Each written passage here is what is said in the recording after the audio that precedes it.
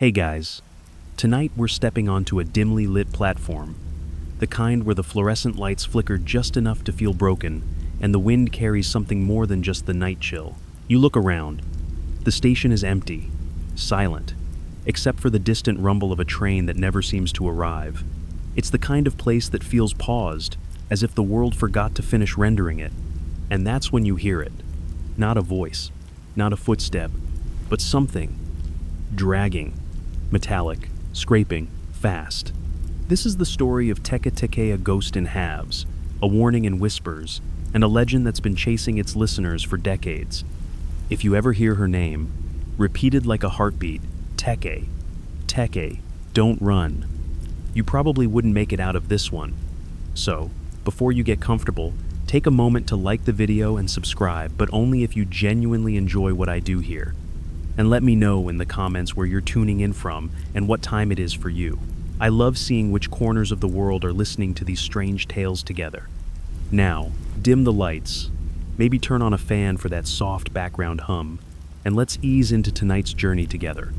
You're standing at a rural train station in Japan. The last train passed a while ago. The schedule board flickers, blank. No footsteps, no vending machine hum, just the sound of your own breath and something else. There it is again. Click, click, drag. You lean out, eyes peering down the long stretch of track, and for a moment, you think you see movement, not walking, not running, but a blur of motion, low to the ground. It's gone in a blink. But something about that shape, the way it shimmered, the way it shouldn't have been able to move so fast sticks with you. This is where her story begins, they say.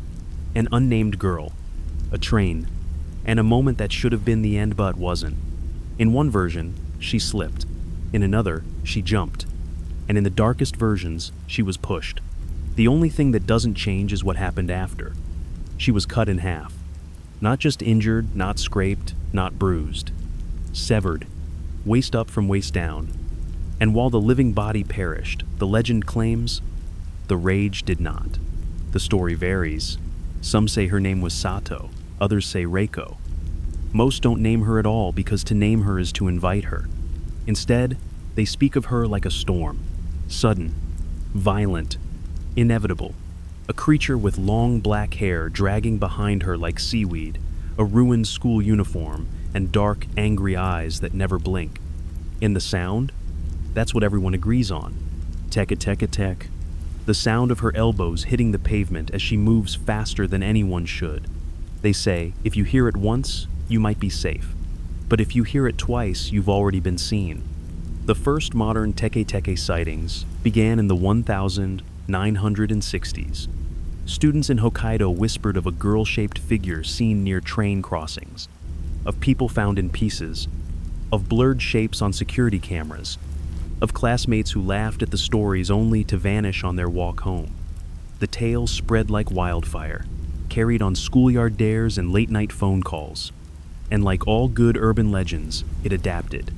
It began to appear near schools, hospitals, empty parking lots, always where people felt alone but not entirely. Even skeptics admit the story has staying power, because it feels like something that could happen. An accident, a loss, a spirit too angry to move on, and a scraping noise just soft enough to be missed until it's right behind you. So now, standing there on the platform, you begin to feel it, that sensation in your spine, that pull between logic and instinct, between staying still and running far, far too late. The wind shifts. There's that dragging sound again, but this time, it's closer. You glance over your shoulder, nothing. The platform's still empty, but the unease has grown legs, crawling slowly up your back like cold fingers brushing your spine. You start to wonder why this place feels wrong, not dangerous, necessarily just off. Like a dream version of a station you know, where the air hums with something unsaid, and in the silence, the legend begins to fill in the cracks. They say she died in agony, that when the train split her body, she didn't die instantly. She cried out, crawled, screamed for help, but no one came. They just watched. And when she finally died, the pain, the fear, and the betrayal fermented into rage.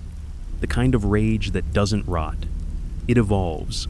The most popular version of her origin tells of a high school girl, beautiful, quiet, often alone. One night, walking home near the tracks, she slipped while trying to cross. The oncoming train never saw her, but it felt her. And the next morning, all they found was her upper half, face frozen in terror, fingers dug into the gravel, mouth still parted, as if the scream never finished. But there's another story, a darker one. They say she jumped, that she meant to die, that she'd been bullied to the point of breaking or humiliated in a way she couldn't bear.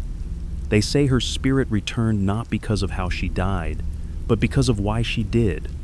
And now she hunts, not indiscriminately, but those who mock, who laugh, who spread her story like it's a joke at someone else's expense. In this version, she's not just vengeance, she's a test. Then there's the third tale, the one they don't like to tell. The one where she didn't fall, didn't jump. The one where someone else was with her on the tracks. A boy, a friend, a stranger, and a push. Some say the boy was never found. Others say he vanished a week later, dragged under a train that passed through town just as his watch stopped ticking. No one saw what happened, but people heard something, a sound like knuckles scraping concrete. Whatever version you hear, one thing stays the same. She didn't stay gone, and she didn't come back as a ghost in white robes or flickering candles. She came back fast, torso bent, elbows cracked, hair snarled and dripping with something that doesn't quite look like rain. And she moves. That's the part that sticks with you. Not the blood, not the scream, but the fact that she's faster than any of us should be. They say she doesn't crawl. She glides, arms pumping, face contorted, as if pain is just another limb she's learned to use. And the sound. Teke, teke, teke. It's the last thing you hear if you're too slow, because she only ever stops when you're still enough to see her. And by then, it's already over. The first sighting came from a student in Sapporo.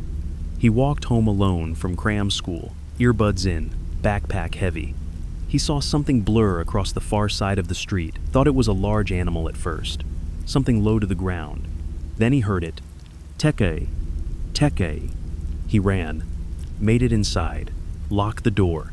But by the time his parents came home, he was still crouched behind the couch, eyes wide, mouth trembling. He never went back to that route again. He didn't need to. The sound followed him home. So now, here on the platform, you begin to notice something else. The silence isn't still. It's waiting, holding its breath, like something is about to be announced. And in that moment, you realize you don't remember hearing the last train go by, but you're hearing something now. Soft, sharp, rhythmic. Teke, teke, teke, teke. There it is again. That uneven, unnerving rhythm. Too fast to be human. Too close to be safe. You freeze, your breath shallow. The scraping stops. And now, all you hear is the hum of the fluorescent lights above you, buzzing like a fly trapped in a jar. You turn, slowly. The far end of the platform is still empty. But you feel it, don't you? That tension in the air. That sense that something has just darted out of view the moment your eyes caught up. She was here. In most retellings, the sound is all you get before she appears. Teke, teke. A kind of onomatopoeia meant to mimic the bone-on-stone sound of her elbows slamming against the pavement. No one knows who first called her that, but it's stuck, because it's exactly the kind of noise your brain tries to dismiss as imagination, until it doesn't. The pattern is always the same. Someone walking alone, a quiet place, train station, school hallway, parking garage, a distant noise. Then the first glimpsy flicker of movement, low to the ground, fast. Too fast. You blink, it's gone. You keep walking, and that's when the second sound comes. Teke, teke. This time, it's not far away. It's nearby, and that's when she starts to chase. They say she doesn't walk, doesn't crawl, doesn't run. She uses her elbows, slamming them into the concrete, the tile, the gravel, whatever's beneath her. And she's faster than you think, faster than your sprint, faster than your scream, faster than your brain can decide whether what you're seeing is real. Some say she's as fast as a car at full speed. Others say she doesn't move at all, it's reality that skips, closing the gap for her. Witnesses, if they survive, describe the moment she reaches you with eerie consistency. There's no warning, no scream, just her face, eyes wide, mouth stretched open, not in a grinno, in something much worse, an expression that shouldn't be able to exist on a human face. Anger, yes, but also a kind of glee, not playful, predatory. And then comes the question, always the same, where are my legs? She asks it in a voice that doesn't match her face, childlike, almost curious. And if you don't answer, if you scream or run or freeze, she'll make sure you match her. They say she carries a sickle, rusty, dull, meant for pain. Other versions claim she uses nothing at all, just her fingers, digging and tearing until what's done is done. So you can join her. So you can be a Teke Teke too. The sound, the question, the chase, it's a ritual, a legend on rails. And once it starts, it almost always ends the same way. With blood, with silence, with the sound of elbows slamming against the ground as she vanishes into the dark again. But here's the thing. Some say the sound doesn't always mean death. It means choice. If you can answer her question right, she lets you go. But no one knows what the right answer is. Some try, at the station. Some say, with the train. Others try, I don't know. Most don't get the chance to speak twice. And those who do? Well, some of them disappear anyway, as if she wanted something more than an answer. Maybe it's truth, maybe it's guilt, or maybe it's fear. So now, standing here, you wonder, what would you say if the scraping stopped and the voice asked, where are my legs? Would you freeze? Would you lie? Would you apologize? And would it matter? Because the sound is back now, not distant, not uncertain. Teke, it's coming from right behind you. Teke, Teke. You spin around. Nothing. But the noise clear as footsteps on ice echoing now, bouncing off walls that weren't meant to hold sound for this long. It's as if the air itself is memorizing it, like the silence knows what comes next. Teke, it's closer. And just for a second, you forget this is a story. Because your body doesn't care about stories, it only cares that something is approaching fast and low and wrong. You want to move, but something inside you says, don't. Not yet. Because this is where the legend changes. You're not the first to hear it, after all. Hundreds have, if the whispers are true. And one group that knows her best? Middle school students. Every school in Japan seems to have its own version of the Teke Teke tale. It always starts the same. Late night, a dare. A student staying behind after hours detention, cleanup duty, forgotten books. And then, the sound. Teke Teke Teke. Always down the second floor corridor. Always near the windows. And always followed by a glimpse. Not of her face, but of her arm swinging, digging into the hallway floor, pulling the rest of her up like a puppet with cut strings. And then she's gone. Until the next dare. In one Tokyo school, students tell of a girl who laughed at the legend. Said it was stupid. Just a ghost for babies. So they dared her to walk the hallway alone. She accepted. Laughed the whole way down. But didn't come back. Her friends ran after her nervous, giggling, not really afraid, and found only her phone, screen cracked, still recording. The last few seconds showed a blur, a shriek, and something pale crawling across the tiles. The clip was deleted. By who? No one knows, but the hallway has been locked ever since. Another school near Sendai has a different version. They say Teke. Teke doesn't appear until the third time you speak her name out loud. First time, you hear the scraping. Second time, the lights flicker. Third time, she answers. One student wrote her name on the blackboard 3 times. Just for fun. The next morning, his desk was empty, his books left behind. A single long gouge scratched across the floor from his chair to the window. No one has sat there since. Some say you can see her if you look at the classroom windows at just the right moment, usually around twilight. Not from inside, though. From outside. You'll see her reflected in the glass, watching the students from the hallway. Sometimes her head is turned. Sometimes she's looking straight out, at you. And then there's the window theory, that she doesn't come from the tracks. She comes from glass, mirrors, windows, dark surfaces that reflect just enough to make you wonder, did I just see that? A substitute teacher once claimed she saw a reflection in the staff lounge fridge, thought it was another teacher crouched behind her. She turned around no one. When she looked back at the metal door, it was just her reflection. But the eyes were different. Too wide. Too low. Too separate. She didn't return the next day. And that's the trouble with Teke Teke. She's not just a ghost story. She's echoed into every place young people gather. Classrooms. Buses. Group chats. Wherever someone feels alone, but not quite. She doesn't need a summoning ritual. She just needs a listener, which means, of course, that right now, as you stand on this platform, as the wind shifts and the fluorescent lights above you hum with something more than electricity, as the scraping draws closer, you realize you've been listening, and that's enough. Teke, you don't run. Not yet.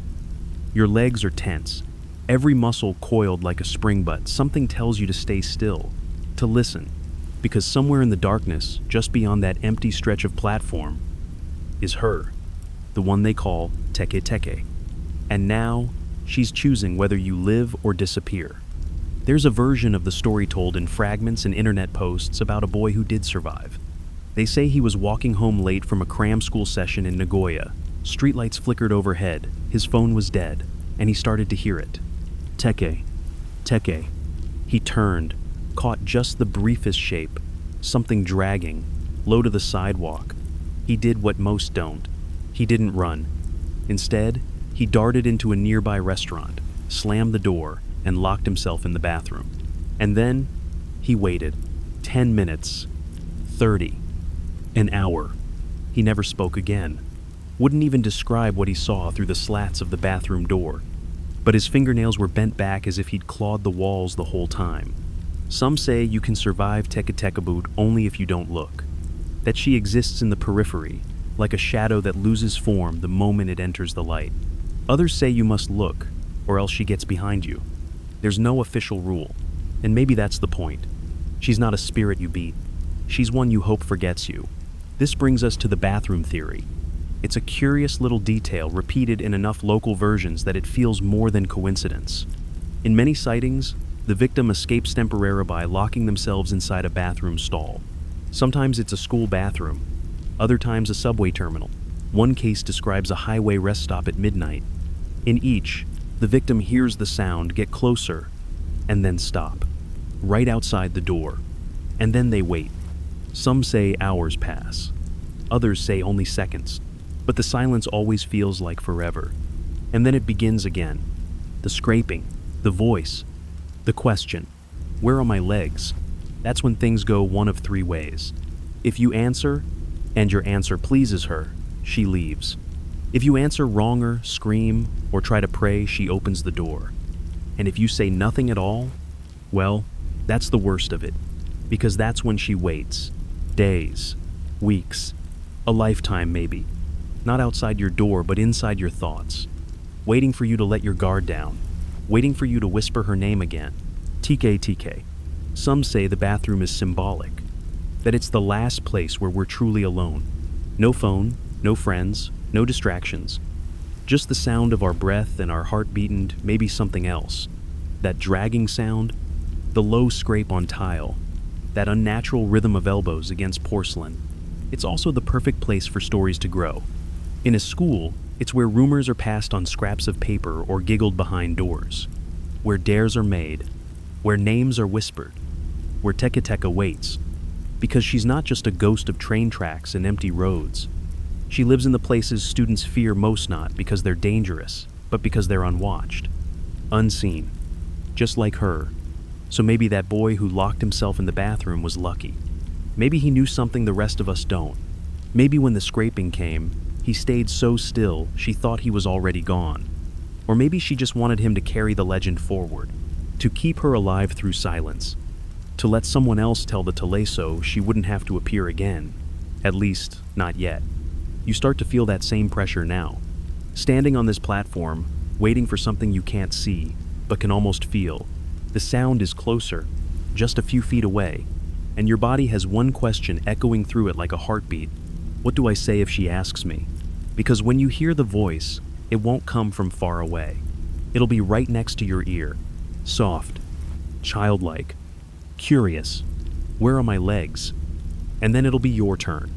The platform is silent again, but now that silence feels fake, like it's been placed over something louder, something writhing just underneath. Your breathing slows, but your heart doesn't. Every part of you is listening, not just for the next tech, but for the voice, because once she speaks, that's when the rules change. Some people say it's not a voice you hear with your ears. It's inside your head, soft, breathless, almost sad. Where are my legs? She doesn't yell. She never yells. She asks as if you're the one who took them, as if you owe her an explanation. And maybe you do, because the very act of hearing the story brings a kind of responsibility. You opened the door. You listened. And now, she wants answers. This brings us to one of the most debated elements of the Teke Teke legend, the red question. It's more than just a line in a story, it's a kind of test. A riddle, a trap, a countdown. They say, if you answer her wrong, she'll make you like her. Split, half of what you were, half of what you could have been. If you lie, she knows. If you hesitate, she acts. If you're clever, well, sometimes that buys you time. There's an obscure version of the tale where a girl answered the question not with facts but with a joke. She said, probably wherever you kicked them last. Teke Teke paused, then Lafita dry, wheezing sound like wind through broken glass, and vanished. The girl survived, though she never told the joke again. Was it luck? Or is humor the one thing Teke Teke doesn't understand? Others try logic. I don't know. Buried at the station? With the rest of you. But no answer works twice. Because apparently, she changes. Some say she wants empathy. Others say she's testing your guilt. There's even one version where she doesn't wait for a reply at all. She just stares. Then raises her blade, sometimes a scythe, sometimes just the jagged edge of her arm and swings. The red question also connects her to another legendone even older, Kashima Reiko, a ghost who was also cut in half by a train, a spirit who roams bathrooms, asking the same chilling question. Some believe Teke Teke is Kashima, reborn in a more modern skin. Others say they're sisters, or two parts of the same soul severed by trauma and rebuilt in anger. Either way, they share the same ritual, a question, an answer, and a consequence. In fact, in a few rural schools, students are taught what to say if either ghost appears. There's a phrase half chant, half riddle, Kamen Shinin Malaglis God of Death, return to where your sorrow bled. They say it buys you time, confuses her, reminds her of what she lost before she was rage. But the trick is, you have to say it before she speaks. Once she asks her question, it's already too late. You shift on your feet now, hyper-aware of every sound. Still no train. Still no people. Just the wind and the humming light. And the feeling that something is just out of sight, waiting for your attention to drop for even a second. You try to remember the chant, but it slips like water through your fingers. And that's when it hits you. A thought so sharp, it makes you swallow hard. What if she doesn't want the answer? What if she just wants you to ask her a question in return? To see if you really care. But that's the trouble with cursed spirits. They don't want closure. They want company. And they're very good at making sure they're not the only one in pain. So now, the silence lifts. And the air feels heavier. The back of your neck tingles. And just as your mouth opens to whisper anything, you hear the words, not loud, not shouted, but whispered, just behind your ear. Where are my legs? You freeze. You don't scream. You don't run. You don't even breathe. Because that voice, it wasn't a memory. It wasn't imagination. It was right there close enough to fog the air beside your cheek. Soft, raspy, almost patient. Where are my legs? And in that moment, time folds in on itself. You're not just on a platform. You're in the hallway, the school, the bathroom, the dream. You're in every place the story has ever lived. And she's looking at you, even if you can't see her. Yet, there are people who claim they have seen her. Not glimpses, not shadows, full encounters. A late-night janitor in Shibuya said he turned a corner and saw what he thought was a collapsed woman in the corridor. He rushed over, saw no legs, saw no blood, just long, tangled hair stretched like seaweed across the tile. And then she turned. He said her eyes didn't match. One was too large, too low, like it had been placed there by mistake. She asked him the question. He answered nothing, and she let him go. He quit the next day. A commuter in Fukuoka told his wife he saw a child on the edge of the subway tracks. He jumped down to pull her back. When he reached her, she turned and smiled not with joy, but with something colder, hungrier. He scrambled back up onto the platform just as the train whooshed by. He was safe, but when they checked the footage, there was no child. Only a blur of red light and the distant sound of scraping. He never took the subway again. Then there's the case of a boy in Osaka who claimed she followed him home and not in body, but in dreams. The first night, he saw a school hallway. Second night, a train station. By the third, she was in his room dragging herself across the carpet, elbows leaving no marks, just soft thuds. He said the dreams only stopped when he threw his phone into a river. Why the phone? No one knows. But it worked. Or at least, it hasn't rung since. These are the things no one tells you about Teke Teke. She isn't bound to one place. She isn't summoned like a ghost in a ritual. And she doesn't always need to chase. Sometimes she simply appears.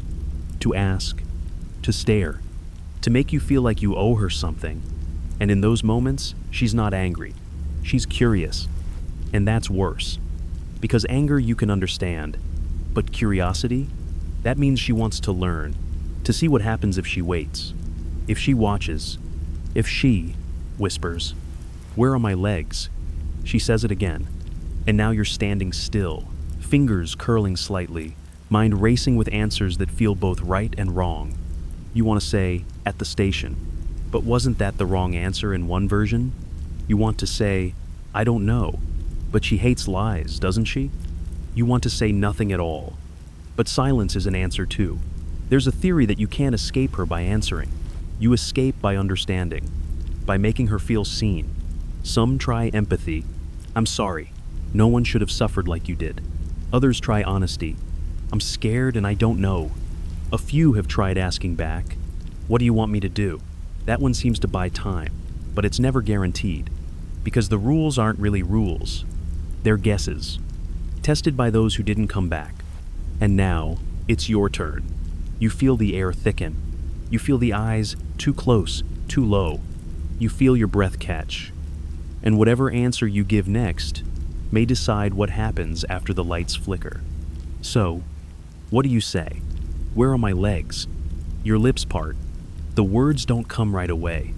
Not because you don't have something to say, but because you're suddenly aware that you're not choosing an answer. You're guessing. And that's what makes Teke Teke so terrifying. It's not the scraping, not the chase, not even her stare. It's the test. The awful knowledge that whatever comes out of your mouth next might be the wrong line in a script you never asked to be in. So you speak, quietly, cautiously, at the train station. The silence that follows is unbearable. Not just absence of sound silence, but a waiting silence, a listening silence, as if something just beyond your vision is tilting its head, thinking, judging, and then nothing. No reply, no scraping, not even breath, just the awful, crushing quiet. But you feel it, that she's still there, right behind you, not attacking, not vanishing, just waiting. Like a teacher holding back your test score, like a shadow deciding whether or not to stay. And that's when you realize, sometimes she doesn't need to kill. Sometimes she just wants to haunt. This part of the legend is lesser known, rarely told, but it exists. They say, in some versions, she doesn't sever her victims. Not physically. She marks them instead, leaves a whisper in their ears that never fades, makes mirrors go cloudy in only one spot, causes dreams where you wake up gasping, convinced someone just left the room. Not every victim dies. Some become part of the story, walking vessels of the tale, unknowingly spreading it. Maybe that's how you heard of her in the first place. Maybe someone once stood where you are, gave the wrong answer, and walked away. But never alone. There's a chilling theory online. It claims the more people who hear the Teke Teke story, the more she evolves, adapts, improves, not just in speed or cleverness, but in how she reaches people. She started in local whispers, moved to campfire tales, then message boards, then horror forums, then YouTube videos, then TikTok. And now, she's in your headphones, in your dark bedroom, in that long, lonely hallway between sleep and waking. She doesn't need to chase anymore. You're already bringing her with you.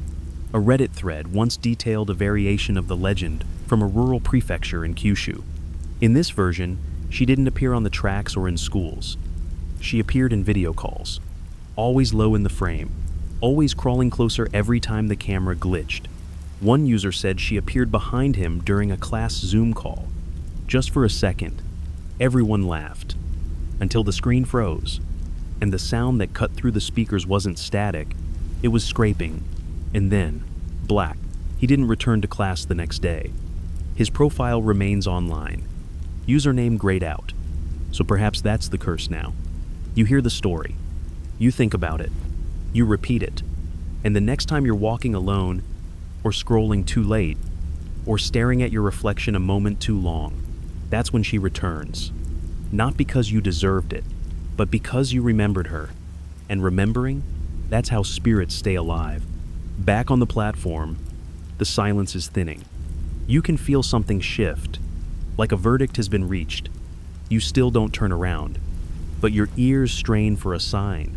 The scraping, the whisper, the scream. Nothing. Just wind. Just lights.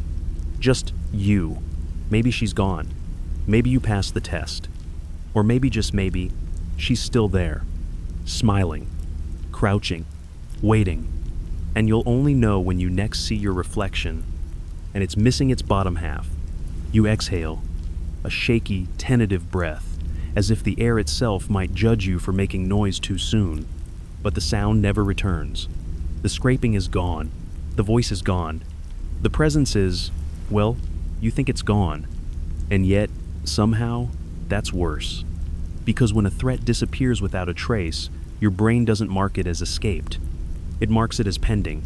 You step back from the edge of the platform, shoes scraping gently against the concrete.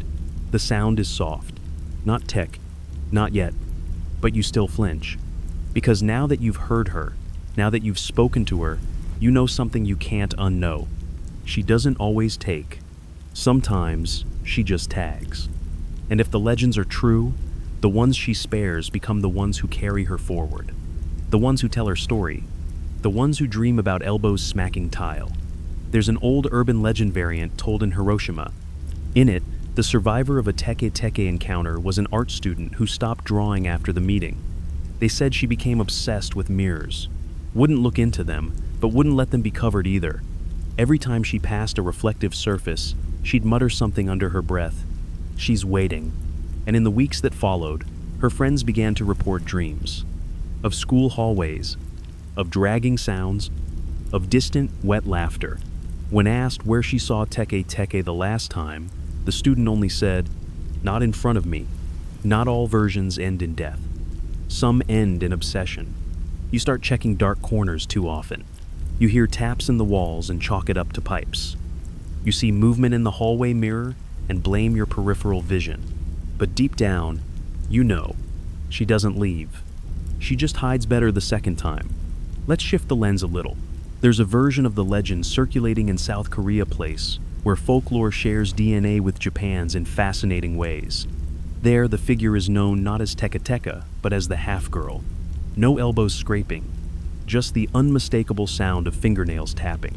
They say she lives in subways, underground malls, anywhere dimly lit and full of blind corners. And she doesn't chase. She asks, "Have you seen the rest of me?"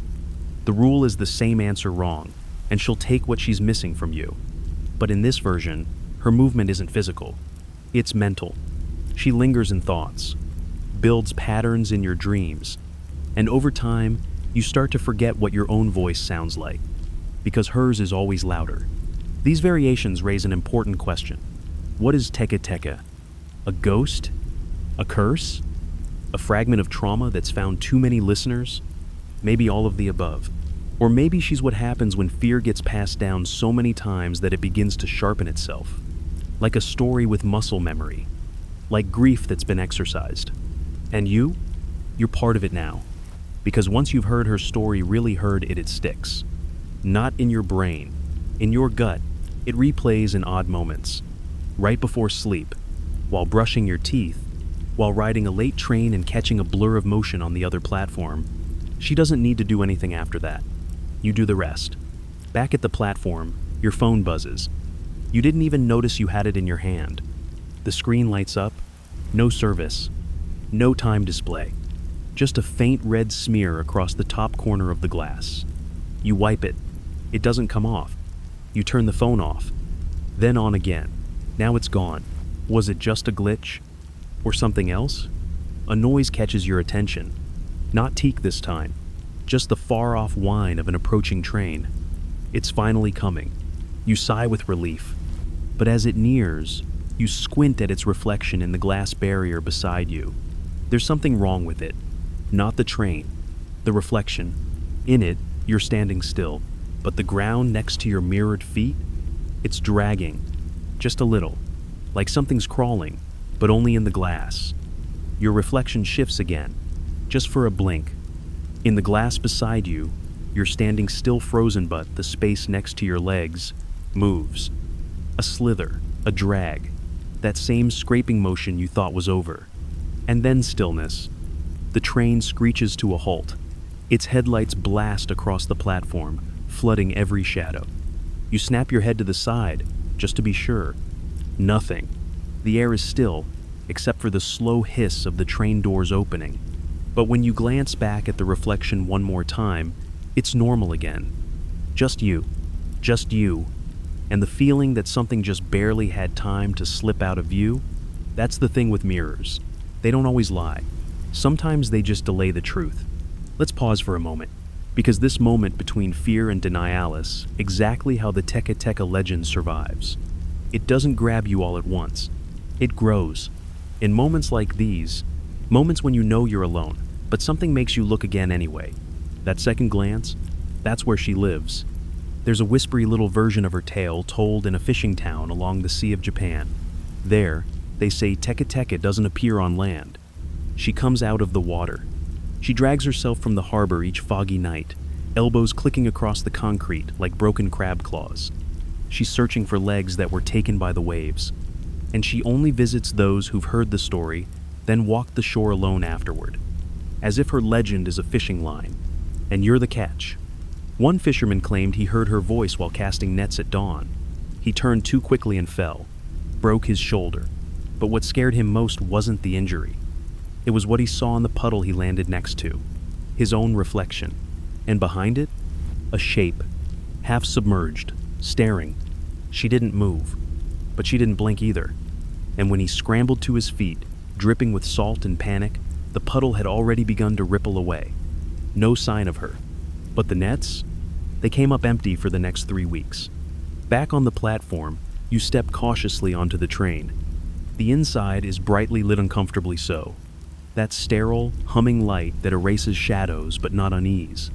You pick a seat near the back, by the window, out of habit. But your eyes, they won't stop checking the reflection in the glass. Not just once, over and over. And each time, you brace for it. The flicker, the shift, the sliver of something that shouldn't be there.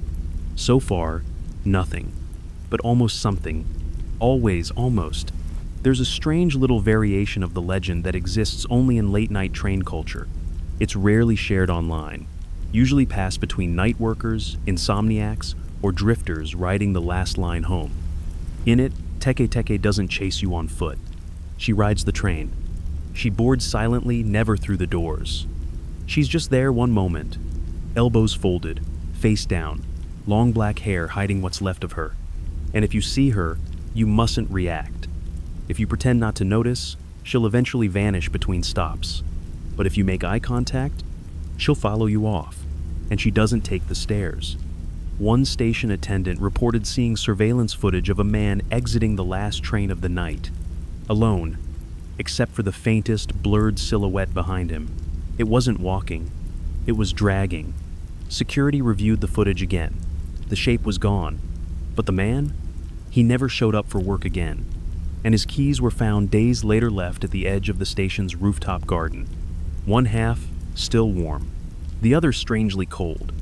You feel the train begin to move now, lights whipping by. The rhythm of motion should be calming, but instead, every screech of the wheels sounds like elbows against steel. You shift your gaze back to the window. There's no one else in the reflection, but the seat beside your mirrored self looks just a little lower than it should, like someone sitting there, crouched, waiting. You don't turn your head. You know better than that now. Instead, you sit frozen, pretending you didn't notice, pretending the reflection in the window isn't showing more than it should, that the dip in the seat beside your mirrored self isn't a sign of weight, that the faintest fogging of glass near shoulder height isn't breath. You just look forward, out the window, and try not to blink. They say that's one of her favorite tricks. She doesn't need to chase when the fear does it for her. In some versions, Teke Teke only fully appears when you look directly at her. Until then, she lurks in peripherals, in reflections, in distortions. She's a suggestion, not a presence. But once you acknowledge her, once you act like she's real, then she is. Completely. Hopelessly. Unstoppably. There's an obscure tale from the mountains of Nagano Prefecture. A group of high school students took a day trip to visit old rail tunnels no longer in service. Halfway through one, they stopped to take a selfie. Later, back on the bus, one girl opened the photo and screamed. Not at what she saw in the background, but at what she saw in the reflection on someone's sunglasses. A woman, low to the ground, head cocked unnaturally, arms outstretched, and her mouth so wide it stretched past her chin. The bus crashed. No one died. But the girl who screamed, she lost her voice. Not physically. She just stopped talking. No injury. No trauma. She just refused. And when asked why she wouldn't speak, she wrote only one sentence. I saw her in my eyes too. On the train, the lights flicker once. Just once. Not enough to panic, but enough to remind you that you're very much alone here, or close to it. Your eyes stay locked on the reflection, which still shows a second seat occupied beside you. And though your actual seat is empty, your shoulder feels heavier. Not weight, not touch, just the pressure of presence, as if someone is leaning in, but without ever making contact. It's in this kind of moment that most legends tend to climax. The chase, the scream, the twist. But Teke Teke is different. Her story doesn't explode. It unwinds, softly, sharply, like a piece of thread slowly unraveling until you're no longer sure which part is story and which part is you. There's a version of her legend told only in text message chains. It goes like this. You get a message from an unknown number. It says only 3 words. Where are they? You're supposed to ignore it. Block the number.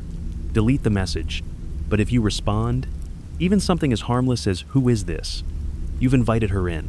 From that moment on, she begins to show up in reflections. Sometimes just a hand. Sometimes just a shape in a shop window behind you. But always there. Always lower than you'd expect. One man received the message and responded sarcastically, "With your therapist." He joked about it to his coworkers. Even showed them the reply. But a week later, his phone buzzed again. Another message. Just one word. Found. That night, every mirror in his house cracked cleanly, precisely, as if scored with a blade. And in each fractured shard, a sliver of a face. None of them his. The train glides into another station now. No one boards. No one leaves. The doors open, pause, then slide shut again. Like the train itself is on autopilot. Like this ride isn't meant for passengers, just observers, or test subjects. You glance out the window again. Your reflection hasn't changed. Still that strange dip in the seat beside you.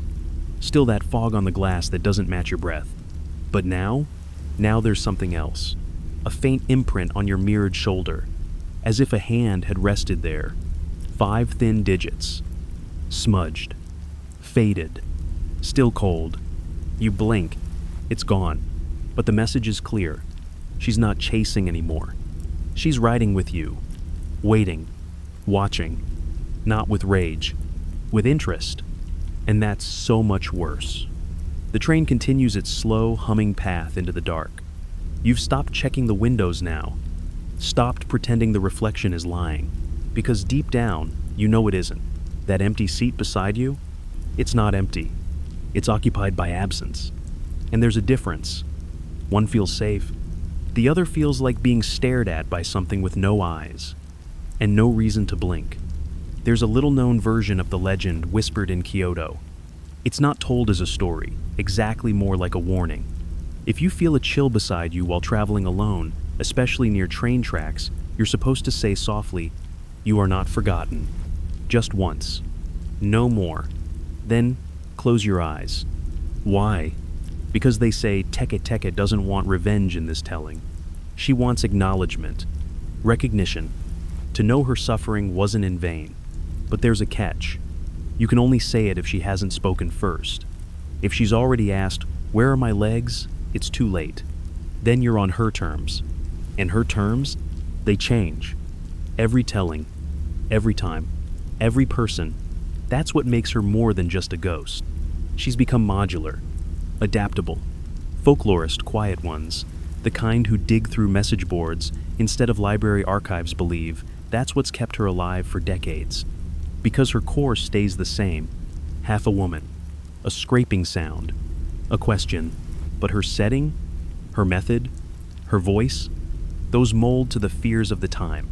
Subways, phones, webcams, social media, even podcasts, in one oddly creepy case where a listener heard a second voice speaking over the narrator mid-episode. Low, fast, repeating one thing, where? Back on the train, the car begins to slow again. Another station. Another chance to get off. But your legs feel heavy. Not in a dreamlike way. In a borrowed way. Like they don't entirely belong to you right now. As if someone else is holding on to them, deciding whether to let go. You glance around. Still alone. Doors open. No one gets on. Doors close. The ride continues.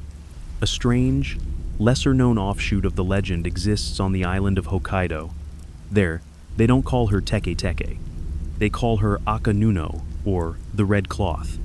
It's not clear whether she's the same spirit or something entirely different, but the bones of the story are familiar. She appears near train tunnels. She drags herself using her elbows. She asks a question, but instead of, "Where are my legs?" she asks, "Will you carry me?" Most say no, and vanish. A few have said yes, and woke up the next day with red fabric tied tightly around their ankle so tight it left bruises.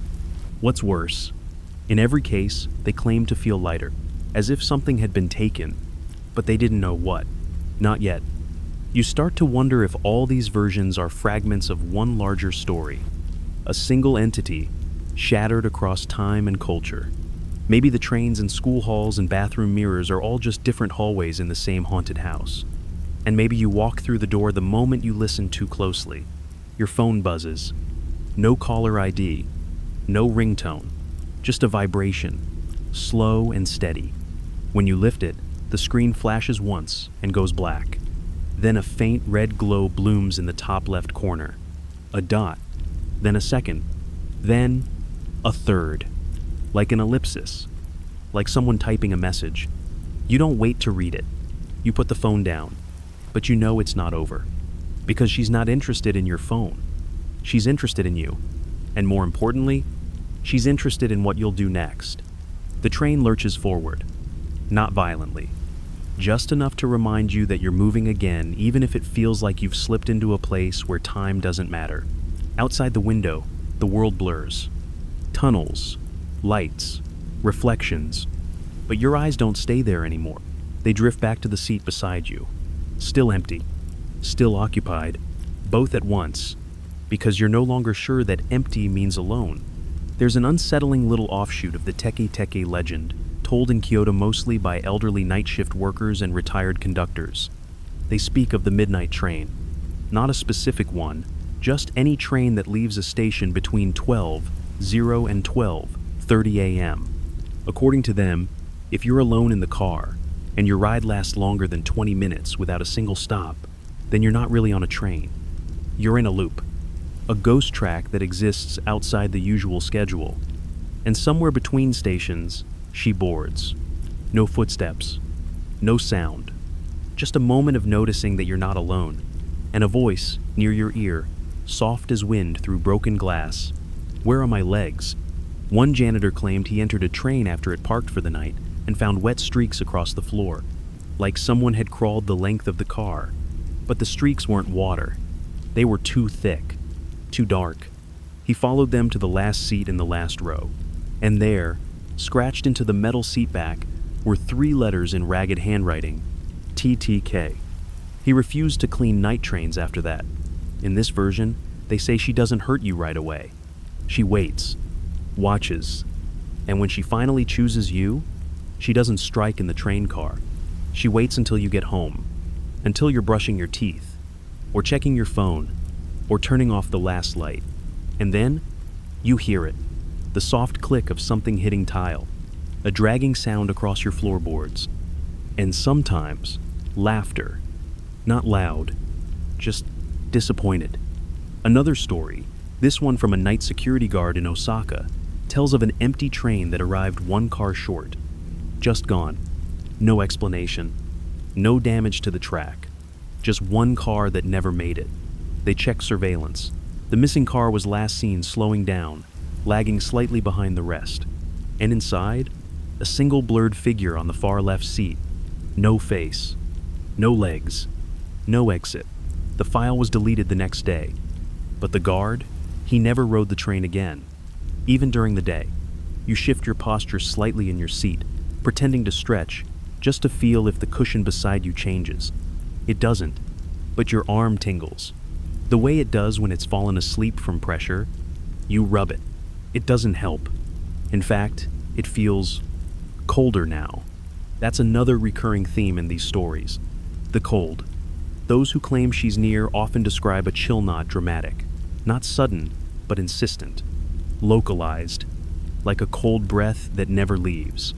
One girl said she woke up one night to find only the bottom half of her blanket pulled off the bed. Not on the floor, just gone. She checked the thermostat. Normal. But when she looked in the mirror, there was frost on the bottom edge of the glass, as if something short had been standing there, waiting. They say spirits tied to tragedy often retain the conditions of their death. Cold tracks, steel rails, midnight air, unanswered screams. And for Teke Teke, it seems the temperature is her calling card. Not enough to see your breath. Just enough to make your skin crawl and your fingers twitch. Just enough to make you wonder if you forgot to close a window. You didn't. She just brought winter with her. You glance at your watch now. The ride should have ended by now. 3 stations should have passed. But there hasn't been a single stop. No announcement.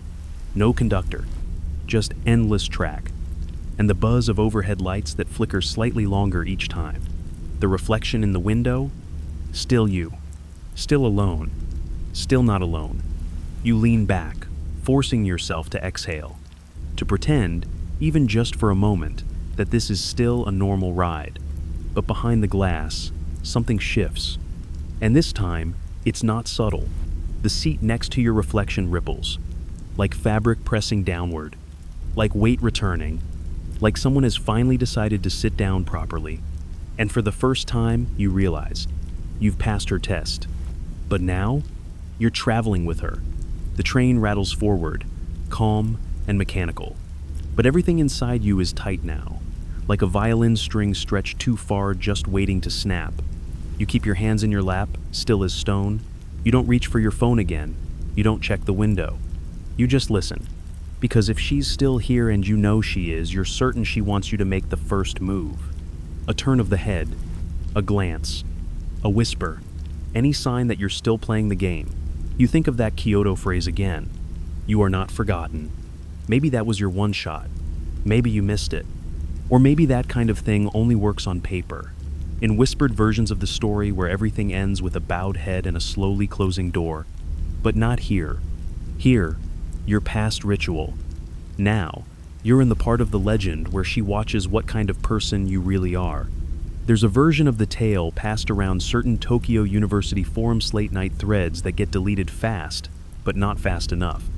A user named FrameDrop37 once posted a recording. Low-res, shaky phone footage from inside a nearly empty train car. You can't see her, but the tapping sound is clear. Sharp, rhythmic, metal on glass. Tek, tek, tek. He types in real time that the sound is coming from the window behind him, that he's too scared to look, that he doesn't remember boarding this train, that he just sort of found himself here. The last thing he writes before the video ends, I think she's waiting for me to ask her a question now. That thread was removed minutes later. His account was banned for disruptive content, but his name kept popping up in screenshots for weeks. Always as a new user, always some variation of his original handle. And each time he'd ask, can you hear her too? There's a theory, a strange one, but you're in deep enough now, so what's one more? The theory says Teke Teke isn't an entity. She's a pattern, an emergent ghost, born not from a single death, but from the repeated telling of trauma. Not even the same trauma, just the shape of it, something sudden, something cruel, something no one ever fully explains. And because people keep telling the story online, in whispers, in midnight, Darish grows, learns, becomes more precise in how she haunts, not out of malice, but curiosity, because she was never taught how to stop. You think about this as the train glides through another forgotten station. No name, no lights, just a passing blur of emptiness. You don't try to stand. Not yet. But you do shift your gaze just slightly to the dark window across from you. And there, barely visible in the black glass, is a reflection. Not yours. Not a full figure. Just part of a face. Long black hair. Too much white in the eye. A mouth that almost looks like it's smiling. But not quite. You look away before she finishes the expression. Because instinctively, you understand something. She doesn't want you to see the smile. She wants you to wonder if it was there. Because that seed of uncertainty, that's how she lingers. There's an odd, almost forgotten take on her story from a girls' high school in Yokohama. In this version, she appears not to chase or kill but to offer a deal. She'll give you back something you've lost, something only you know is missing. A memory, a friend, an old version of yourself you thought was gone. But the cost? She chooses what you lose next, and you don't find out what it is until it's too late. The story ends with a girl who made the deal. She got her brother's laughter back. He hadn't smiled since their parents divorced, but she never learned what she gave up. Not until months later, when she tried to cry at his funeral, and nothing came out. The train jolts softly. You're nearing your stop, but you're no longer sure if that matters. Because as you sit there, not turning your head, not speaking, not breathing too loudly, you feel something shift in the seat beside you. Not movement, just the sense of something drawing closer. And then, a whisper, not in your ear, in your thoughts. Say it again. You don't know what she means. Not yet. But your stop is coming, and you'll have to stand soon. And when you do, she might stand too. The train begins to slow. Your station, at least, the one that should be yours, is coming into view. You recognize the dim, flickering lights, the familiar posters half torn from their walls, the cold tiles stained with years of footsteps and forgotten weather. But something feels off. You're not relieved. You're uneasy, because stepping off the train doesn't mean stepping away from her. If the stories are true and by now, how could they not be? This is where the real part begins. She doesn't trap you in places. She follows. There's a lesser-known thread on a now-defunct Japanese occult forum that details a chilling belief. Getting away from Teke Teke isn't about distance, it's about detachment. Not physical, emotional. The moment you let her inside your fear, your narrative, she becomes yours. Not a ghost, a companion, like a recurring illness, dormant sometimes, flaring at others. They called it spiritual imprinting, like trauma passed through bloodlines or campfire stories. The train groans to a full stop. You don't move, neither does she, but you feel it again, that pressure beside you. Not like weight, more like thought. A presence leaning in to see what you'll choose. You glance at the reflection one last time. She's not in it, but your reflection? It's smiling, and you're not. You rise, legs stiff but functioning. The doors hiss open, cold air rushes in. You step out onto the platform, alone, except for that subtle feeling in your spine, the one that whispers, "Don't look back, don't look back, don't look back." You don't. You walk slowly, letting the heels of your shoes echo with each step. But the echo is wrong. There's a half-second delay, a faint drag in the reverb.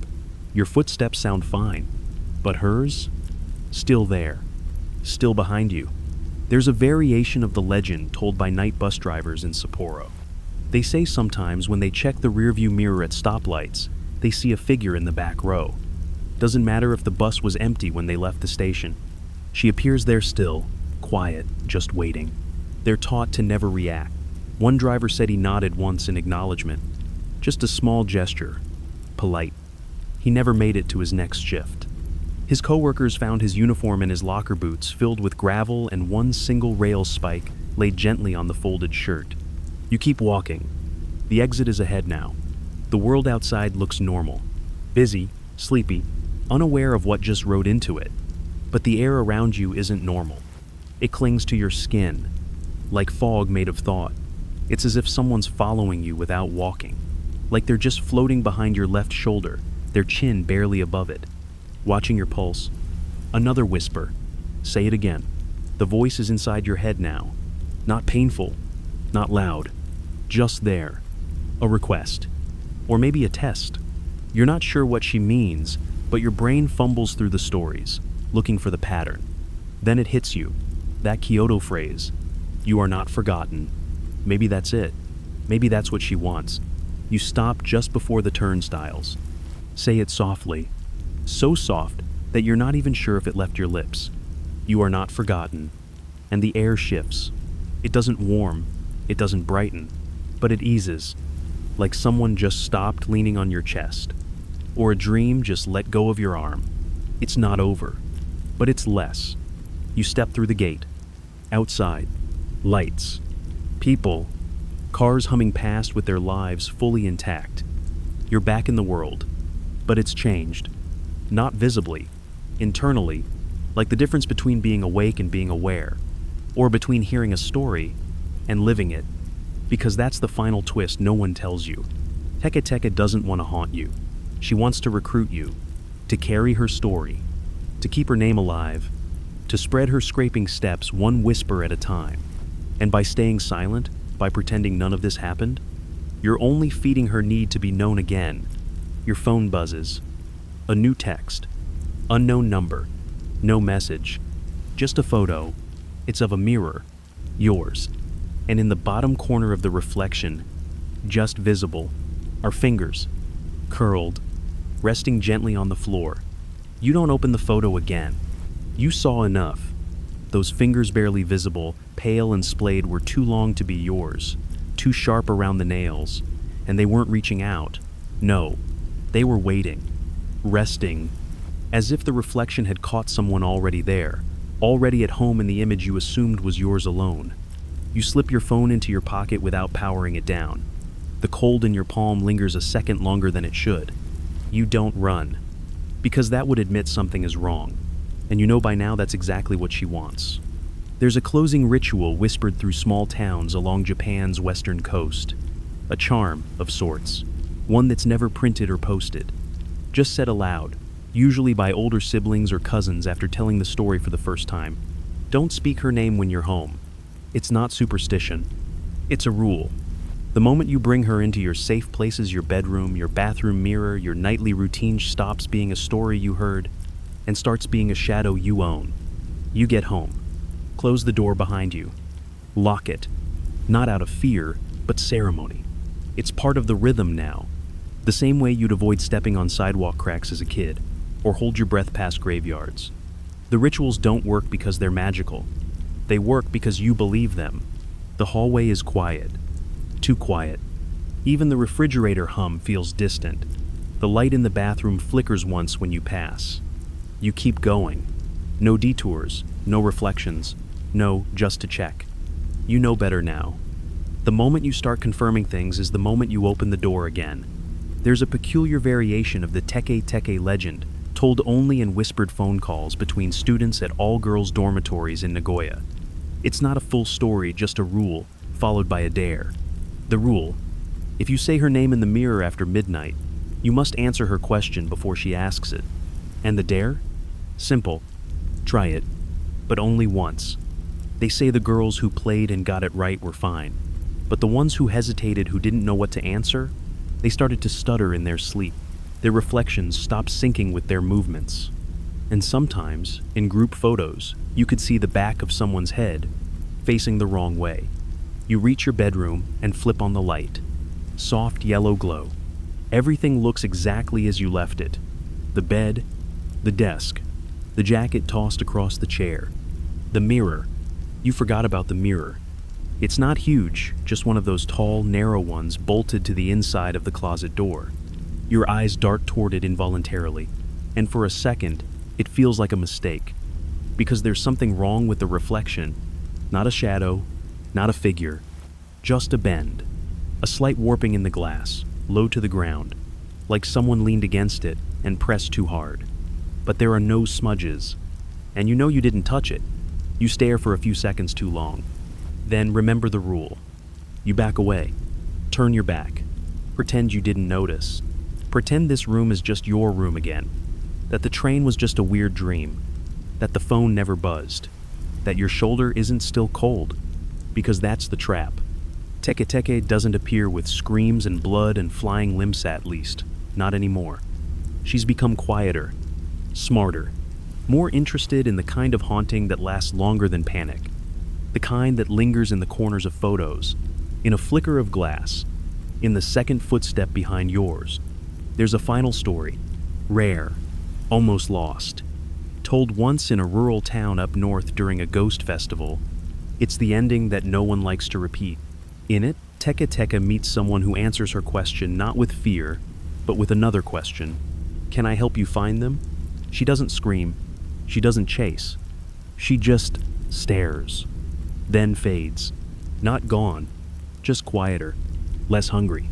Because maybe all she ever wanted was someone to stop running long enough to see her. Not as a threat, but as a wound that never closed. You sit on your bed now, the mirror behind you, the light still on, and you realize that's what's changed. You're no longer terrified. You're aware. And that awareness, it's its own kind of power. Maybe not protection, but understanding. And sometimes, that's all a legend ever really asks of us. To be known, to be remembered, to be carried. Your phone buzzes again. This time, you don't look, not out of fear, but respect. Because whether the screen shows another photo, or just your own reflection, you already know what's there. Her, watching, waiting, smiling, and choosing silence over screaming. Just like you. Pretend you didn't see it. Pretend the mirror is just glass again. Just a trick of the light. Just furniture. You do your best impression of someone who isn't afraid. Not because you aren't, but because you know now Teke Teke doesn't chase fear. She follows attention. She grows in glances, in whispers, in nervous looks over shoulders. So you turn off the light. You don't say goodnight. You don't check behind the door. And you definitely don't check the mirror again. There's a version of her story from Sendai that focuses on silence. In it, Teke Teke doesn't ask anything at all. No questions. No dragging. She appears only when someone tries to explain her to another person. As soon as her story is retold, she enters the space between the word chanting the act of storytelling. It's said that's why so many tellings change slightly from person to person. Not to modernize the tale, but to confuse her, to slow her down, because if you ever get the details exactly right, she remembers who you are. You lie in bed now. Lights off, blanket pulled halfway up, one foot sticking out because you're trying to act normal even if your pulse is doing acrobatics. You stare at the ceiling and tell yourself stories about other things. Your favorite movie, your friend's dumb laugh, the snack you left uneaten in the fridge, distractions, offerings, little mental gifts for whatever else might be listening. Because one thing is clear now. Once you've met her, even a little, she lingers. The wind outside picks up. It rattles something, maybe a window latch, maybe nothing at all. But your body registers it first. A chill up the back of your neck. You turn your face into the pillow, shutting your eyes tight, not from fear, but strategy. It's the watching that gives her power. That's the trick. She doesn't knock. She waits until you look. Then she speaks. There's a strange subvariant of the legend floating around certain Tokyo sleep clinics. Patients suffering from sleep paralysis reported eerily similar hallucinations. None were told the story beforehand. Yet several described the same thing. A woman, low to the ground, dragging herself forward without touching the floor. Just hovering, slightly off the surface, elbows twitching as if remembering the motion of crawling. And in each case, they reported hearing the same three words, always in the moment before they regained movement. I remember you. The mirror in your room cracks at 3:17 a.m. Not a shatter. Just a hairline fracture down the center, invisible until morning. No loud sound, no bang. Just the quiet pop of pressure finally giving way. You don't wake, but your dreams turn dark. You run, through tunnels, across tracks, through half-lit corridors, where nothing has a top, half-only the part that touches the ground. You run and run and run, but never escape, because she's not chasing. She's guiding. When the sun rises, the feeling lifts. Slightly, enough for you to go about your day, to talk to people, smile, laugh, pretend, but there's a hollowness now, a delay in your reactions, as if part of you is still listening for a sound no one else hears, still anticipating the scrape of elbows that might never come, or might come tonight, or next year. Because she's not on a schedule, she's on yours. And now that you've seen her, she'll wait, patiently, scraping her way closer each time your mind slips back to her. At work, your coworker tells you about a creepy story they heard online. You smile weakly. You already know it, but you let them tell it anyway, because now you understand. That's how she moves. Not by haunting tracks or bathrooms, but by becoming a bedtime tale, a dare, a whisper, a bedtime legend that crawls its way from mouth to ear, to mirror, to memory. And you're part of it now. One of her storytellers, one of her carriers. You'll never say her name aloud in the dark again, but that's okay, because she already knows yours. You don't check the smear in the dust. There's no point. You already know it'll be gone in the morning. That's how she works. Teke Teke doesn't leave evidence. She leaves impressions, quiet reminders in the corners of rooms, at the edges of mirrors, in the gaps between footsteps on tile. By the time you turn on the lights and build up the courage to look, it's already too late. Not because she's done something, but because she's moved on, and now she's waiting again. There's a peculiar twist on her story whispered in Hiroshima, not widely known. More of a local superstition shared between school children and older custodians. It's called the return loop. The idea is simple, unsettling, and frustratingly believable. Once Teke Teke follows you, even once, you're on her route. Like a train circuit. She circles back eventually, days, months, sometimes even years later, and when she does, the signs are always subtle. Lights flickering, shoes left facing the wrong direction, a faint scraping in your dream that turns into the sound of a train in the distance. And when you finally forget about her, When the legend fades into just a weird story you once heard, that's when she shows up again. Not to punish, just to remind, because you're part of her story now. You leave the house later than usual. The city feels normal today, kids laughing near vending machines, a crow landing on a rail, the distant click of someone's heels against pavement. But your ears are sharper now, tuned. Every teck of a passing cane, every scrape of metal on stone, they sound a little too intentional. There's a vending machine near your work, one you've used hundreds of times, but today, when you approach it, the screen flickers. Not off, just blinks. And for a moment, instead of the usual coffee selections, the display glitches. The screen splits horizontally. The top half shows your reflection. The bottom half? Nothing. Just darkness. As if the machine isn't reflecting you, but someone else. Someone without legs. You blink. The screen returns to normal. You tell yourself, it's just old wiring. Cheap tech. A loose panel.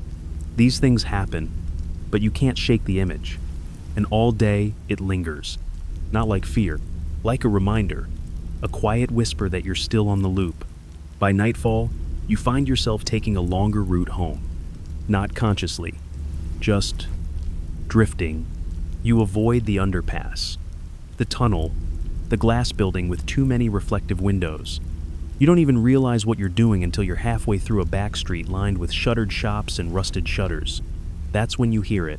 3 taps. Metal on stone. Far away, but there. Then silence. You freeze. Wait. Nothing. But that's how she plays. Just enough sound to make you wonder whether you imagined it. Because she knows the fear isn't in the sound itself. It's in the silence after. That night, before bed, you check the mirror. You stare at yourself for too long, waiting for something to blink when you don't. Nothing does. You turn off the lights, and in the darkness, before sleep, you whisper something not to her, not to anyone, just to the story. I know you're not finished. And the scraping in the walls, it waits, just long enough to prove you're right. Sleep doesn't come easy tonight. You shift, turn the pillow, tuck the blanket tighter, but your body knows what your mind won't admit. She's close again. You don't hear anything outright. No dragging, no voice, just the tiniest echo of tension, like static clinging to your thoughts. She's not in the room, but she's not far. There's a version of the legend told quietly among the night janitors in Kobe. Not official staff, just the part-timers who clean office buildings long after everyone else goes home. They say Teke Teke doesn't always appear whole. Sometimes, it starts with something small. A nail print left in a patch of dust. A tiny, perfect footprint on a desk near the edge. Or most chilling of all, a low giggle caught on a recording where no one was supposed to be. They claim she uses the pieces to test whether the space is welcoming, not to her body, but to her memory. If the room carries fear, well holds it like humidity, she'll settle in. Not to hurt anyone, but to unravel them. Softly. You wake around 2:30 a.m. No sound woke you, just that pressure again. Like a thought that pulled you upward from your sleep. Your phone is on the charger. Dark screen. No notifications. But you hear something. A scrape. Not close. Not inside the room. Outside. Concrete on metal. Then a long pause. Then faintly laughter. Dry, breathless, and small. You move toward the window slowly, peeling back the curtain just an inch. No one's there. Of course no one's there. But your eyes catch something odd. On the sidewalk near your gate, in the dew-flecked morning cement, 2 long handprints. Low to the ground. Palms spread wide. As if someone was dragging themselves forward but never stood up. You close the curtain quickly. Not in fear, but out of instinct. Because if she knows you saw, she'll be closer tomorrow. In Osaka, there's an interpretation of the legend that says you don't see her until you've been marked. And the mark? It's not physical. It's emotional. A story you heard too young. A dream you couldn't shake. A single question that never quite left your head. They say Teke Teke follows those who walk around with the wrong question burning inside them. Not, is she real? But, why does she want me? And once you ask that, she hears it. The next morning, you find dirt on your doormat. You live on the second floor. There's no way someone tracked it in, but it's there too, dark smudges, smeared like palms. You don't clean it. You just step around it. Pretend it's not real. Because you're starting to understand something uncomfortable. Ignoring her doesn't stop her. Acknowledging her doesn't defeat her. All you can do is keep the story alive. Keep it moving. Keep her moving. That night, you dream. And in your dream, you're at a station you don't recognize. Empty. No signage. Just gray tile and the smell of something burned. A train approaches. Slower than it should. And as the doors open, you don't step inside. You look down. And she's there. Not all of her. Just a hand. Reaching out. Not to grab you. To offer something. You wake up before you find out what. And when you check the foot of your bed, there's a smear on the blanket, as if something crawled up during the night and didn't finish. You wash the blanket that morning, not because you think it'll help, but because doing something feels better than standing still. Stillness is her territory. Stillness is where she waits. You throw open windows, let in the breeze. You play soft music from your phone and try not to notice the tiny glitch in the speaker every time you pass the hallway mirror. It skips. Not the whole song, just a beat, as if something invisible steps through the signal tech then lets it continue. There's an eerie variant of her story from an abandoned mining town in northern Hokkaido. The last handful of families claimed the legend took on a stranger form there. Not just a woman cut in half. Not just a ghost of sorrow and vengeance, but a question that asked itself. Children would whisper it under their breath after nightmares. Elders said it echoed from darkened attics or behind locked sheds. If you lost your legs, would your rage walk for you? No one ever answered. They say the silence was the answer, and that's when she started showing up. You begin noticing her in pauses. The moment before your kettle whistles. The gap between elevator chimes. The extra second it takes for the lights to turn green. In each moment, there's the faintest suggestion that someone is holding time just a fraction too long, like she's watching from the seam. That night, you find yourself checking under the bed, not because you expect her to be there, but because it would be easier if she was. Visible, defined, understandable. Instead, there's only a whisper, not in your ear. In your chest, you know how this ends. But do you? Because no one seems to. In Kyoto, there's a theory that Teke Teke is not one spirit, but a role. A haunted mask passed down through generations of suffering. Each time a woman dies violently unseen, unavenged her grief adds to the echo. And eventually, that echo becomes loud enough to crawl. The limbs don't matter. The voice is the real ghost. And once it speaks inside your thoughts, it never fully leaves. You're brushing your teeth when the bathroom light dims. Just slightly. But noticeably, you freeze. The mirror holds your gaze too well tonight. Your reflection feels off by half a second. You try to trick it, raise your eyebrows fast, look suddenly to the side. It follows perfectly. Almost. Except the eyes. They linger. One blink too slow. One twitch too smooth. Then the lights brighten. Back to normal. As if nothing happened. But now, you leave the bathroom door open when you sleep. Not for air, for witnesses. Another night. Another dream. This time, you're not at a train station. You're at a crossing. The lights flash red, the gate lowers. You see yourself another you on the other side. Except they're not whole, only from the waist up. Their arms move like they're swimming through concrete. They raise a hand slowly and point not at you but at the rails. And as you look down, you realize the tracks run straight through your bed. You wake up gasping, heart punching through your ribs, blanket twisted around your legs like they've been dragged. You sit up. Listen. Nothing. But from outside, faint and steady, a tech, tech, tech, like someone practicing the sound, waiting for the moment it becomes real. You start leaving the hallway light on permanently. At first, it's about comfort, but now, it's about rules. Ritual, a fragile contract between you and whatever walks past the mirror when you're asleep. Light stays on, door stays ajar, eyes stay forward. You don't flinch anymore when you hear faint scraping sounds at night, not because they don't scare you, but because they've become expected. like thunder in a storm you never see. There's a version of the Teke Teke legend from a tiny fishing village in Shikoku where the people believe she doesn't come to punish the living but to warn them. They say she appears to those who are closest to danger, a spirit so broken by her own death, she drags herself into others' lives to stop them from repeating her fate. The scraping, the questions, even the chasing, it's not vengeance, it's desperation. A scream that was never answered, still echoing through steel rails and tiled walls. But here's the catch. They say that if you misunderstand her purpose, she has to finish the cycle. She has to drag you under. Not out of hate, but because grief doesn't know how to stop once it's moving. You ride the train again today. Same route, same seat. You didn't mean to, but your legs carry you there automatically. There's a strange comfort in facing it again, like standing at the edge of a deep lake, knowing you might drown, but stepping forward anyway. The car is empty, just like last time, except this time, the light above your head flickers every 20 seconds. Just once, then steady again. You count the intervals. 6 flickers. Then, a sound.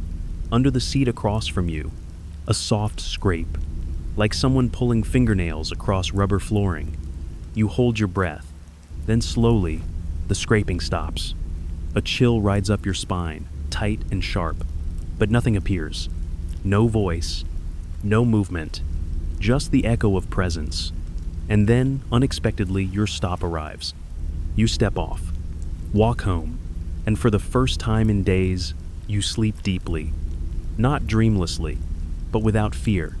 The dream is calm, a platform at sunset, empty, and sitting on the edge, back turned, is a woman in a school uniform, her upper half only. She isn't crawling, she isn't reaching. She's just sitting, still, watching the last train roll by. And when she turns her head slightly to glance at you over her shoulder, there's no hatred in her face, just sadness, and something stranger, relief. You wake up and find the air lighter. The mirror is fine. Your hallway is quiet. Even your reflection feels like yours again. The scraping is gone, at least for now. But something tells you she's not finished. She's just resting, like a wave that pulled back into the sea, gathering again, waiting for the next name, the next whisper, the next curious dreamer who looks too long into the dark. Because that's the truth, isn't it? You don't survive Teke Teke.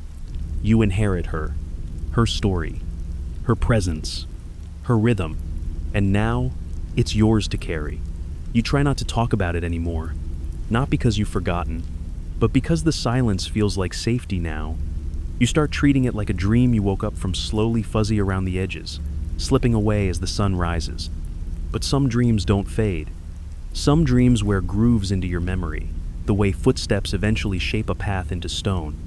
And when you walk home late at night, past alleyways and quiet vending machines, you still listen.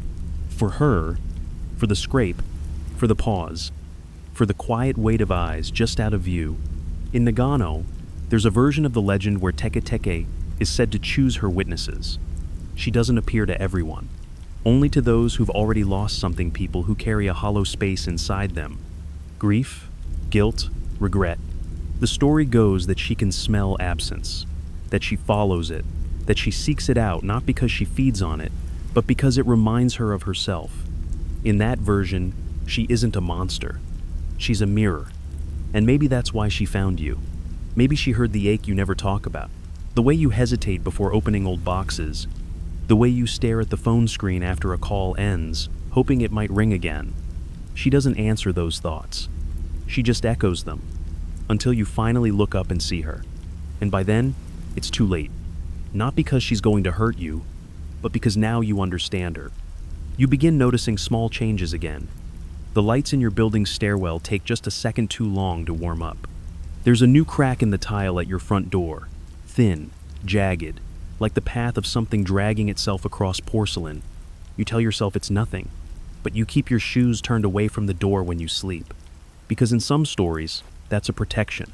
It tells her you're not ready to leave. Not tonight. Not yet. In Aomori, they tell of a boy who walked backwards into his room every night for months. He claimed it was the only way to keep the balance. To trick her, She'd only follow a forward path, he said, only chase momentum. So he gave her none. And one day, she stopped. But not because she gave up, because she realized he had already become like her, moving without rest, repeating his steps, afraid of stopping. She didn't need to take him. She had already won. You start checking your windows now, not for people, for marks, faint smears in the condensation, prints too low to be from a hand, scratches just above the sill. They vanish by morning, but they come back, like she's circling again, taking another lap on the loop, waiting to see if you're still listening, still remembering, still hers. And you are, aren't you? Even when you pretend otherwise, even when you go whole days without thinking about her, she waits at the edge of your thoughts, right beside your breath, quiet, poised, still whispering in that broken voice only you can hear. You know me now, and knowing her means she'll never really leave. It's quiet again, almost too quiet, and you start to feel something strange in nostalgia. Not for the fear, not for the sounds, but for the clarity. There was something about those nights when you were listening for her, bracing for her, that sharpened everything else. The softness of your pillow, the flicker of hallway light, the rhythm of your own heartbeat. Now, with her gone, or maybe just gone for now, you notice how empty the silence feels without her tension wrapped inside it. Like a string pulled too tight has finally snapped, and you're left with the slack. There's an interpretation of the Teke Teke legend told quietly in art schools around Kyoto. They say she isn't just a ghost, she's a kind of unfinished poem, a sentence that never reached its punctuation, a body that never reached peace. And if you paint her, sketch her, render her too clearly, she'll find you. Because now she's complete. Now she can recognize herself in what you made, and she wants to know who gave her that face. You find yourself drawing again. Not her, not directly, just elbows, and rail lines, and broken shapes crawling just outside the frame. You don't mean to, but your hand moves almost on its own, tracing lines your brain hasn't approved. Lines that end in smears, or worse, don't end at all. You remember a story from Chiba, a girl who was followed for years, gently and subtly. No jump scares, no phone calls, no mirrors, just the occasional scrape outside her bedroom. She started humming to herself before bed just to fill the space. And the humming worked, for months, until one night she stopped mid-note and heard a second hum. Not echoing, matching. That's what this feels like now. A harmony you didn't choose. A second rhythm in your house, never quite in sync with your steps. Your fridge hums. Your light bulbs buzz faintly. And then there's the extra sound. Low, broken, like fingernails trailing wood.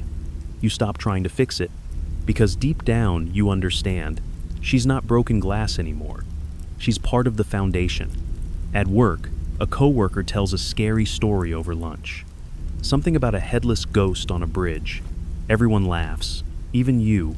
But the whole time, you're thinking, that's not how it works. That ghost, that one's easy. Teke Teke is harder. She's realistic, persistent, patient, personal, and worst of all, quiet. There's another variant from a train yard near Fukuoka. Workers swore they'd see her only in reflections in puddles, in rearview mirrors, in the shine of a freshly cleaned window. She'd never be there directly, only adjacent. And one day, the story goes, someone reached out to clean a mirror, and their own hand didn't move. Their reflection stood still, watching, waiting, because she'd finally figured it out. How to switch places. You avoid your reflection now. Not always, just enough. Enough that your eyes blur when you brush your teeth. Enough that you use your phone camera for selfies, not the mirror. Enough that when you do look too long, something inside you flinches. Not from what you see, but from what might blink when you don't. You spend more time in daylight now. Not because it feels safer, but because it feels simpler. There's less to interpret in sunlightless room for the in-between. Shadows don't stretch so far in the afternoon. Mirrors don't hum. And the scraping, if it exists, gets swallowed by traffic and birdsong. Still, When you pass a train station, even in broad daylight, you catch yourself counting the seconds between arriving trains. 6 seconds. 9. 12. Each time, you hold your breath, waiting for that pause. The one that doesn't belong. The one that means she's riding again. There's a lesser-known thread in the Teke Teke folklore from a seaside school near Wakayama. A teacher there claimed to have seen her every few years since childhood. Not in full form. Just fragments. A reflection. A dream. A whisper caught on a voice recorder. He said she never grew louder or bolder, only closer. And he believed she wasn't trying to hurt him. She just wanted someone to remember. Because being forgotten is worse than death for a spirit like hers. So he left her offerings. A paper train ticket on his windowsill. A cracked, compact mirror turned face down. A whisper every year on the anniversary of her supposed death. I didn't look away. You think about starting your own ritual. Something small. Manageable. Maybe a white stone in your coat pocket. Or 3 knocks on your headboard before sleep. A way to mark the space where she used to live. Not out of fear anymore, but out of respect. That night, you walk past the mirror without flinching. Your reflection looks like you, but the lighting catches something in the background. A shape near the closet. Too low. Too still. You freeze. Blink. Gone. Of course it is. But you nod just once. And keep walking. In some versions of the story, rare ones passed in whispers between children at sleepovers in northern Honshu. There's a final stage to her haunting. It's called the crawlback. They say that once you've seen her, once she's made that first contact, she never truly leaves. But if you endure, if you carry her story long enough without turning to fear, she begins to withdraw. Not out of defeat, out of recognition. You become a guardian of the tale. Someone she doesn't need to chase anymore. Because now, you speak for her. You're in the kitchen making tea when the light flickers. You pause. Wait. Nothing. But then, softly from the hallway mirror, still awake? You don't answer. You just smile a little. Because now you get it. She never wanted screams. She wanted an echo. And now, she has one. You turn off the lights, climb into bed, pull the blanket high, and whisper gently, not to a ghost, but to the silence itself. I'll keep telling it. And the house exhales. Softly, gratefully, like a weight has been lifted. Or maybe just settled. It's been weeks now, maybe months. You don't mark the days anymore. There's no countdown, no calendar with red X's.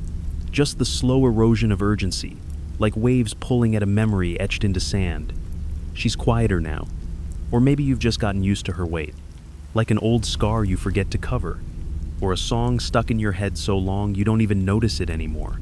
There's a strange theory told online in niche forums that hide behind usernames and pixelated avatars that Teke Teke is a tulpa. A thought being. Not a ghost, not a cursed soul, but a shape made real by belief. Every time someone tells her story, she sharpens. Each retelling is a thread. Each frightened child, each curious reader, each whispered dare in a school bathroom they're building her, sewing her together again and again. She doesn't need to haunt. She just needs to be remembered. And here you are, still remembering, still listening for that scrape in the distance, still walking the quiet streets a little slower than before. You think differently now, about shadows, about mirrors, about the spaces under your bed. You catch yourself looking at escalators sideways, imagining what might happen if one suddenly stopped, and if someone started crawling toward you on the stopped steps, fast, too fast, with a sound you know too well. You haven't heard it again. Not really. No clear scrape. No breath on the back of your neck. No giggle behind the curtain. But you dream more. Dreams that aren't scary but aren't restful either. You're always moving in them. Always halfway between here and somewhere else. Sometimes on a train. Sometimes in a tunnel. Sometimes in your own home. But rearranged just slightly wrong doors. In the wrong places. Clocks that tick backward. And always, she's there. Just off screen. Just out of frame. Just waiting. In a quiet library in Niigata, there's a book that's never been cataloged. No spine label. No author. just a soft red cover and the title Fragments. Inside, page after page of witness accounts, all about her. Some typed, some handwritten, one even burned along the edge. And at the very center, a photo. Old, grainy, black and white. It shows a subway station, empty. But near the platform's edge, barely visible, is a blur, low to the ground, almost too faint to see. But if you stare long enough, it becomes unmistakable.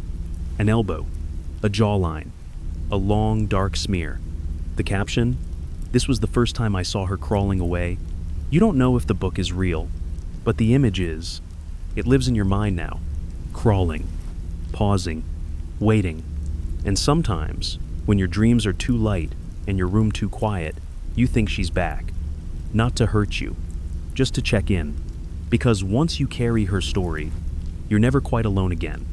There's something peaceful about the rain tonight.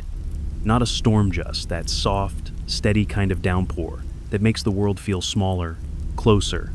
You hear it tapping gently on the window pane, and for once, it doesn't sound like fingernails, just water, just weather. You sip tea, sit quietly, no music, no lights, just you and the shadows and the sound of your own breathing.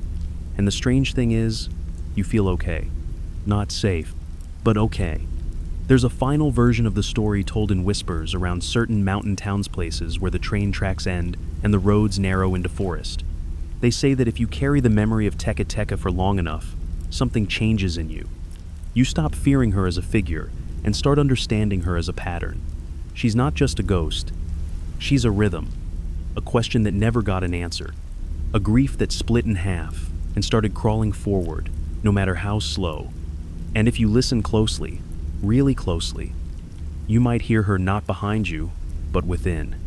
Not as a threat, as a reminder of how quickly a person can be broken and how far they'll crawl just to feel whole again.